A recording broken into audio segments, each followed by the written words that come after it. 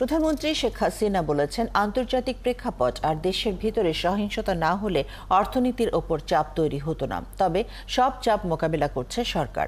অর্থনীতি সমিতির সম্মেলনে তিনি আরও বলেন, অর্থনীতির বড় বড় সংজ্ঞা জানি না, শুধু বুঝি দেশের মানুষের ভাগ্যের উন্নয়ন। বিস্তারিত সৌমিত্র মজুমদারের প্রতিবেদনে।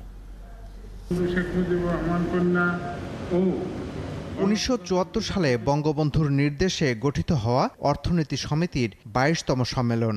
এর উদ্বোধনী অনুষ্ঠানে যোগ দেন প্রধানমন্ত্রী শেখ হাসিনা। করোনার পর ইউরোপ, মধ্যপ্রাচ্যের যুদ্ধ আর পাশের দেশ মিয়ানমারের গৃহযুদ্ধে টালমাটাল বিশ্ব অর্থনীতির প্রভাব পড়েছে বাংলাদেশে।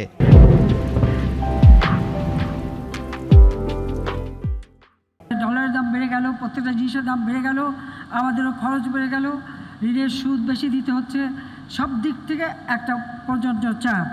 কিন্তু আমি বিশ্বাস করি, যে জন্য আমি সারা দেশের মানুষকে আহ্বান করেছি, 1 ইঞ্চি জমি যেন অনাবাদি না থাকে।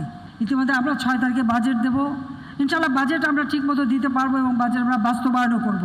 তবে আমরা যেহেতু এই যুদ্ধ এবং স্যাংশনের জন্য কিছুটা সাধন করতে গিয়েছি, এই কিছুটা সাধনের ফলাফলটা হচ্ছে হয়তো আমাদের জিডিপি যেটা আগে গতবার পেয়েছিলাম এত কিছু কমবে, কিন্তু সেটাও আমরা পরবর্তীতে উত্তরণ ঘটাতে পারবো সে বিশ্বাস আছে। সেভাবে আমরা পরিকল্পনা নিচ্ছি। এমন অবস্থায় গবেষণার মাধ্যমে দেশ, মাটি ও মানুষের উপযোগী নীতিমালা তৈরি করতে অর্থনীতিবিদদের আহ্বান জানালেন সরকার প্রধান। উত্থান পতন চড়াই উচ্চাই থাকবেই, সেগুলি অতিক্রম করে করে আমাদের এগিয়ে যেতে হবে। হতাশ হবার কিছু নেই, আর কেউ হতাশ হবেন না। আমি অর্থনীতিবিদদের কাছে এটাই চাই যে দেশের মাটি মানুষ, তাদের কথা চিন্তা করে আপনাদের নীতিমালা প্ল্যান প্রোগ্রাম করবেন। ওই কেউ একজন দু এক দিনের জন্য দেশে এসে আমাদেরকে উপদেশ দিয়ে যাবে, ওই উপদেশ আমাদের কাজে লাগবে না। কাজে লাগবে নিজের চোখে দেখা এবং মানুষের জন্য করা, এটাই কাজে লাগবে।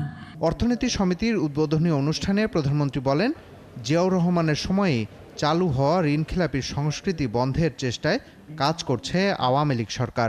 মানুষ কি পেল সেটা দেখতে হবে। সৌমিত্র মজুমদার, 71, ঢাকা।